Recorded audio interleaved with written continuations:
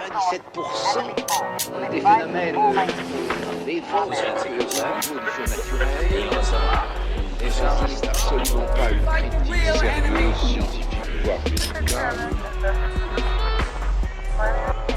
We want to stand on our own feet and look fair and square at the world. Alors ça s'appelle une statue Nimba. Et c'est assez connu en Guinée-Conakry, tu vois. Et puis il y a une coupe de cheveux très particulière qu'on retrouve chez pas mal de gens peuls, chez pas mal de femmes peuls qui se font coiffer comme ça, une espèce de crête tout à fait mignonne, qui tirait bien d'ailleurs, je dirais bien, avec une espèce de... Bon bref, on s'en fout. Et voilà, aujourd'hui, je voulais te parler, mon cher Nicolas, de la commémoration. Parce que c'est un sujet, moi, qui m'embête, il me cloche, tu vois, il me perturbe.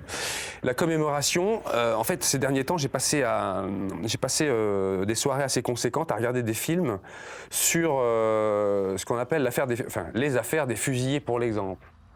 Alors, je sais pas si ça te parle, mais tu vois, toute une série de films qui vont du film de Kubrick, Les Sentiers de la Gloire, jusqu'à Joyeux Noël avec Danny Boone, en passant par le film d'Abel Gans, J'accuse, en passant par Le Pantalon d'Yves Boisset. Je sais pas si tu vois, Le Pantalon, c'est un petit film d'Yves Boisset qui avait été fait avec un gars, une histoire vraie d'un gars qui se fait remettre dans son pactage en 14 ou 15, je sais plus, un pantalon qui est pas aux normes, qui est tout blanc, et tout moche et tout froid.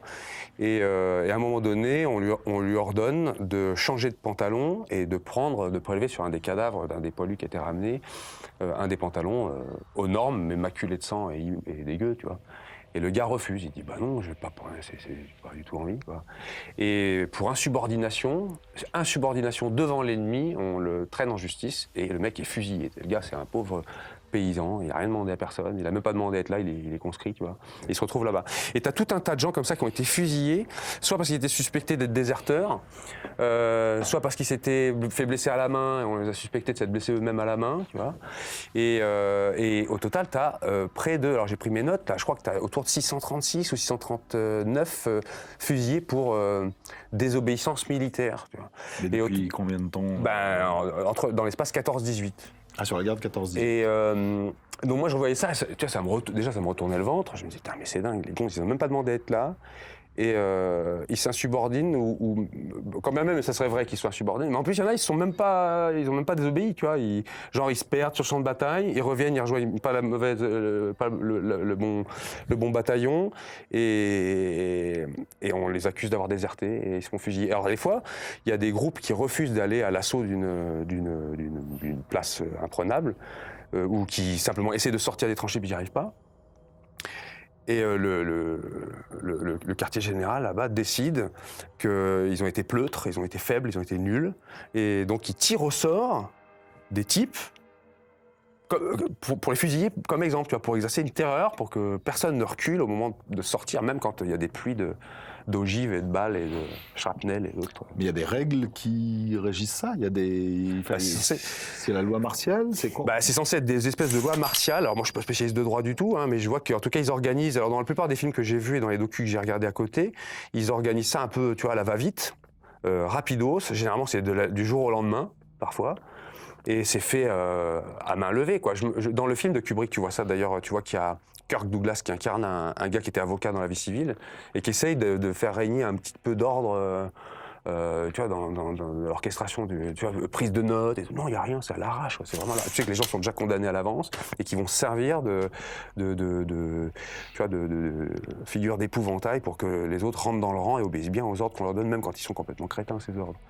Et alors moi, tu vois, ça me questionne parce que alors déjà, parce que cette histoire, tu vois, je me disais, c'est vieux, bon, ça fait un siècle, là, même les dessins, tu vois, on serait en 1930, je pourrais soutenir, je sais pas, Blanche Maupas et des gens qui étaient des femmes de fusillés et qui sont battus pour qu'on reconnaisse des droits, ça ouvre des droits, pas l'ignominie qui te tombe dessus, tu peux relever un peu la tête, je comprends. Maintenant, même les petits-fils et même arrière-petits-fils et petites-filles, ils savent peut-être même plus que ces histoires. Et pourtant, je trouve que le sujet, tu vois, il me questionne parce que déjà, ça aurait pu être nous. Donc, est-ce que parce que la patine du temps est passée, qu'il y a 150 ans ou 100 ans ou même 70 ans qui sont passés, est-ce que ça reste quand même quelque chose qu'il faut raconter, ne serait-ce que pour en tirer des leçons de l'histoire? Et puis, si tu veux, le truc qui m'a plus foutu les nerfs, c'est que encore maintenant, t'as des effets de ça. Alors Kubrick, le film, là, Les Sentiers de la Gloire, Path of Glory en anglais, il a été censuré en France jusqu'en 1974. Tu vois. Il a été fait en 57, si je ne me trompe pas. Et donc censuré parce que ça cassait l'image de l'armée. Il ne fallait absolument pas casser l'image de l'armée. Et après, en regardant un peu de plus près, je me rends compte que les dégâts de la guerre de 14, surtout dans ces périodes où on commémorait le centenaire, là, eh ben, tu as des effets. Alors j'ai noté quoi ? Que le secrétaire d'État Todeschini, il a refusé. Il y avait une chanson qui circulait dans les tranchées, je ne sais pas si tu sais cette histoire, mais une chanson qui s'appelle la chanson de Craon, qui est une chanson ouvertement d'insubordination et antimilitariste, et qui a fait l'objet d'une enquête, et on a proposé des récompenses même à qui dénoncerait celui qui l'avait écrit, parce qu'elle entraînait à la démobilisation dans les troupes. Et ben cette chanson, qui est une pauvre chanson, tu vois, qui est jolie, qui est dans l'air du temps de l'époque, et ben elle est encore conspuée par certains édiles. Et je vois le 1er juillet 2016, cérémonie d'anniversaire commémorant le centenaire de la bataille de la Somme à Héricourt, et ben le secrétaire d'État, il a refusé que soit entonnée la chanson de Craon. C'était il y a 2 ans. Tu te dis, mais... Donc tu vois, il y a encore des enjeux à ça. Tu vois. Puis je vois que... Et le 11 novembre 2018, mec, Pierre-François Gachet, directeur académique des services d'éducation nationale de l'Indre, il a refusé que le chant soit entonné par les élèves de l'académie pour les cérémonies. Alors, tu vois, c'est étonnant. mais c'est un truc de ma boule. D'autant que... Ça pose même une question morale qui va au-delà de ça, parce que c'est la question de, sans parler de fusiller pour l'exemple, c'est la question de punir pour l'exemple, c'est la question de la punition collective, par exemple, parce qu'on ignore qui est le coupable d'une bêtise dans une classe. C'est quelque chose qui se pratique encore, je veux dire, ça n'a pas disparu. On pourrait croire justement que c'est J'ai vécu ça petit, cantonné à 14-18 et que ça n'existe plus depuis. Mais en fait, on se rend bien compte que devant soit un risque de mutinerie ou d'insubordination, soit devant un méfait, soi-disant méfait, qui a été commis et dont on ignore l'auteur, le réflexe de punir soit tout le monde, soit punir des gens au hasard, ou de punir parfois des gens qu'on a l'habitude de punir. On a vu des exemples, tu sais, dans les manifestations récentes, où on arrête des gens parce qu'ils prévoient de manifester, tu vois. Et donc là, c'est des gens qui sont choisis, pas complètement au hasard. Ils n'ont même pas encore fait. C'est ça, mais pas complètement au hasard, mais parce que, puisqu'il faut attraper quelqu'un, attrapons cela, quoi. Et donc ça pose cette question morale. Pour moi, c'est en ça que ce sujet reste intéressant, c'est que même si on parle plus de fusillade, ça reste quand même encore largement existant, quoi, aujourd'hui. Alors tu vois, moi, il y a quand même quelque chose que j'arrive pas à trancher. C'est... Tu vois, la Libre Pensée, par exemple, association assez militante, rationaliste et plutôt progressiste dans les mœurs, tu vois, qui est anti-religion, ils font une grosse campagne pour les fusiller pour l'exemple, parce qu'aucun président a accepté de leur rendre leur dignité, entre guillemets, à tous ces gens. Pourtant, ça fait un siècle. Tu vois. En Angleterre, ils l'ont fait, dans d'autres pays, ils l'ont fait. En France, personne, tout le monde s'en fout. Ça fait penser un peu à la question des harkis, la reconnaissance des harkis il y a quelques années. Et... il propose en ce moment de souscrire à une campagne qui s'appelle la campagne pour un monument. Alors l'association, je ne me rappelle plus, elle a un nom à coucher dehors, mais association pour un monument pour les fusillés pour l'exemple. Et donc ils ont fait un prototype, ils ont fait une maquette, et là la statue est en train d'être réalisée. Elle devrait être inaugurée le 6 avril 2019 à Chauny dans l'Aisne. Et alors déjà. Ça pose, tu sais, c'est tout le business qu'il y a eu sur les monuments, les marbriers, tous les gens qui se sont fait des thunes en grave à se faire des monuments aux morts. Mais dans tous les monuments aux morts, généralement, c'est « ils sont morts pour la patrie », il y a des fiers des héros qui, sous-entendu, s'il fallait remourir pour la patrie, tu remourrais quand même. Alors que des monuments pour la paix, explicitement, je ne sais plus, ça doit être 30 ou 40 en France. Ils sont extrêmement rares, je crois qu'ils avaient même fait un petit registre pour les comptabiliser. Et là, c'est un monument explicitement pour les fusillés, pour exemple. Alors tu te dis, bon, c'est has-been comme lutte, est-ce qu'il faut financer ça ? Moi, je n'ai pas résisté à mettre Saint-Boul, tu vois, dedans, en me disant, je trouve ça... L'histoire, je sais plus qui c'est qui disait, c'est un peu c'est comme une flèche lancée, tu vois. Puis si tu connais l'origine, tu peux comprendre un petit peu vers où ça va aller. Et je me dis, qu'est-ce qu'on peut en faire de tout ça ? Parce que je me posais la question, est-ce qu'il y a encore eu des fusillés plus tard ? Alors il y a eu un fusillé, alors je sais qu'il y a eu un fusillé états-unien, j'ai oublié son nom, en 1945.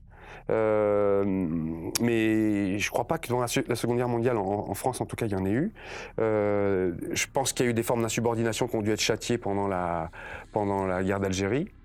mais on en entend très peu parler de gens qui sont insubordonnés. Alors je sais, insubordinés, et je sais que il y a des gens qui ont été des militants de ça. Je pense à un gars qui s'appelait Louis Lecoing, militant qui a poussé loin ses engagements au point de faire de la prison quasiment la moitié de sa vie, parce qu'il se battait entre autres contre le service obligatoire, le service militaire obligatoire.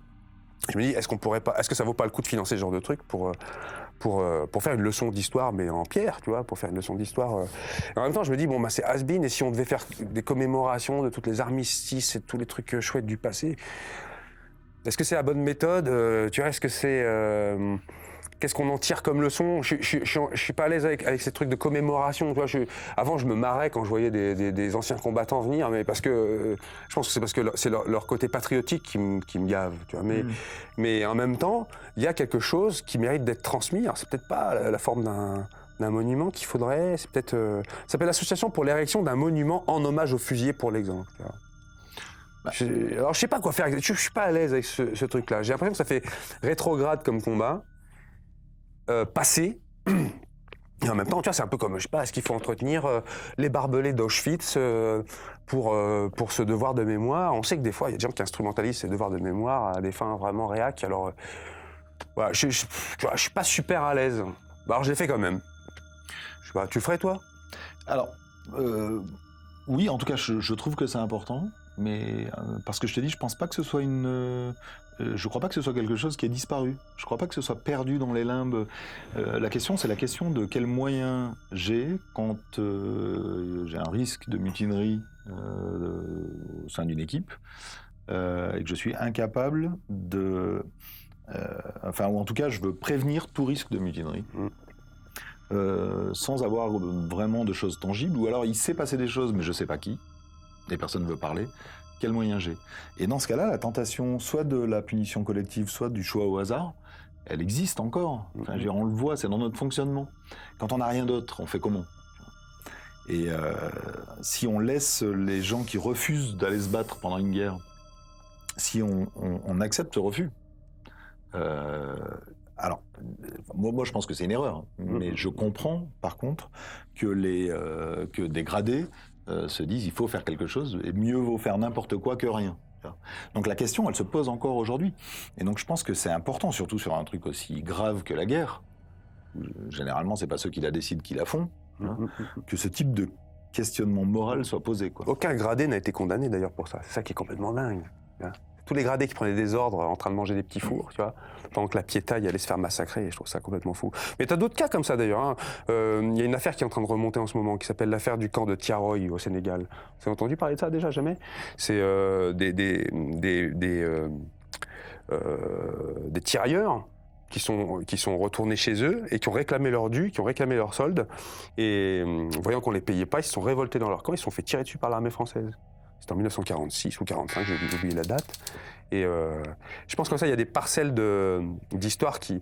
Mais je me dis, si elles sont loin dans le temps, est-ce que ça vaut vraiment le coup de les réexhumer? J'ai l'impression que oui, quand même, ça vaut quand même un peu la peine. Et puis, est-ce qu'on a une dette morale vis-à-vis de ces gens qui sont morts de manière injuste? Ça a posé toute la question avec laquelle je suis pas trop à l'aise non plus on doit une bonne partie des biens publics qu'on a élaborés en France à la spoliation, que ce soit dans la traite négrière ou dans la traite coloniale ou dans l'exploitation coloniale de certaines colonies. Je pense à Haïti, par exemple, qui était vraiment le pays le plus spolié qui ait jamais existé. Est-ce qu'on leur doit quelque chose? Tu vois? Est-ce qu'on doit quelque chose aux gens du passé? C'est pas nous qui avons contracté cette dette, personnellement. Tu vois? Mais en même temps, on jouit de l'usufruit de ce truc.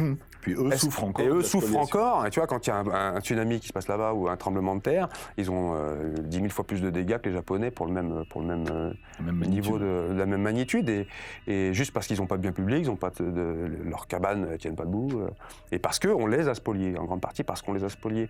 Alors, quelle dette on a? Et si on devait rééquilibrer ça, qu'est-ce qu'on devrait être capable de régler? Tu vois, est-ce que c'est une somme monétaire qu'on devrait rendre? Est-ce qu'on pourrait considérer qu'il y a des dettes odieuses? Tu vois, qu'est-ce qu'on devrait rendre à des gens du passé qui sont déjà morts? Est-ce que faire une statue, ça rend quelque chose? Il s'en fout, il est mort. Mais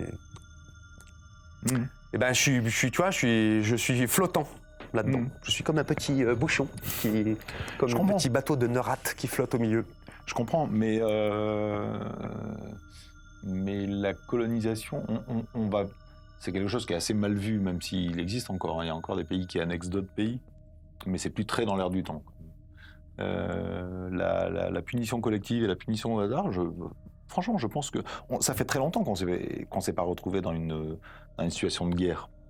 Quoi, en France? Ouais. Enfin, tu veux dire, sur le territoire français? Sur notre territoire, je pense. Ouais, parce qu'on on est en guerre presque de manière ininterrompue depuis 1945, Oui, quasiment. C'est oui, quand oui. même ouf, d'ailleurs. Oui. Mais non, sur le territoire. Parce que les guerres qui sont loin ne nous touchent pas. Hein, tu sais, c'est la fameuse théorie du mort au kilomètre, ou je sais Ouais. plus. Voilà. Là, c'est en raison inverse du carré de la distance. Ouais, c'est comme la gravitation. C'est ça. Donc on a l'impression comme ça qu'il y a des choses qui ne peuvent plus se produire. Mais en fait, rien ne permet de le dire. Enfin, justement, ce qui pourrait permettre de le dire, c'est que s'il y avait une reconnaissance officielle de l'armée, par exemple, si l'armée était partie prenante d'un monument comme celui-ci, on pourrait se dire, OK, il y a une leçon qui a été entendue, et donc, sans que ce soit une assurance de quoi que ce soit, en tout cas, on a l'air d'avoir pris une direction. Ah non, l'armée, ils s'en foutent. Regarde, dans le Joyeux Noël, là, le film sur tu sais, l'espèce de fête de Noël 14, là, où il y a eu des collaborations, enfin des trêves, il y a eu des trêves entre les tranchées allemandes, anglaises et françaises, et belges, je crois aussi. L'armée française a refusé l'accès au terrain où ça s'est passé. Ils ont dû tourner ça ailleurs. Ah oui. Ouais, tu vois, enfin, c'est pas guerrier, et puis la leçon, elle n'est pas prise du tout. Bah non, c'est pour ça que c'est important de le rappeler. C'est important de faire cette vidéo, c'est plus important de faire un monument. Puis je me demande dans quelle mesure les lanceurs d'alerte maintenant, c'est pas un peu la même chose. Quand ils se font châtier d'avoir dit quelque chose qui était ouvertement vrai, et pour tu vois, en ce moment, on se réfléchit la façon de les protéger, ces gens. Est-ce que... Ça va au-delà de ça. Ça va au-delà de ça, mais... Au-delà de ça, parce que c'est plutôt comme J'y vois des liens, moi. L'information fuitée quelque part dans une entreprise ou un service de l'État.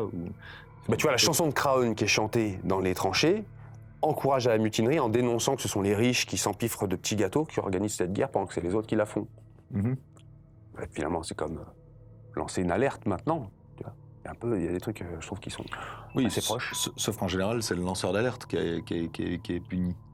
Ils prennent pas quelqu'un au hasard, tu vois. T'imagines s'ils prennent quelqu'un au hasard. Alors tous les fusils, pour l'exemple, ils ont pas été tirés au sort, hein, pas tous. Il y en a qui étaient, tu vois, objectivement oui. Ah, il y a une autre chose pris aussi. Pour des raisons, genre blessure à la main.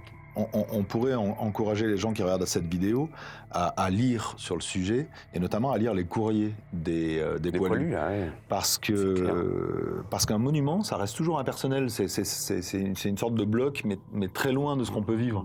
Moi, je me souviens d'avoir lu des lettres de poilus envoyées lors du fameux épisode du Chemin des Dames. C'était très, très, très impressionnant, très, très émouvant. Et ça peut faire réfléchir peut-être plus qu'un monument. Donc il y a Radio France qui avait fait un livre excellent. En fait, ils avaient lancé un appel à leurs auditeurs il y a quelques années pour que les plus belles lettres, ou les plus... Ça fait un bouquin. Ouais, c'est ça. Ils en ont fait un livre. Les gens envoyaient des lettres, ont envoyé des témoignages. Lettres de poilus, je crois. Ouais, c'est ça. Paroles de poilus. Paroles de poilus. Paroles de poilus. Et j'encourage vraiment tout le monde à le lire. C'est très, très dur à lire. Mais on mesure.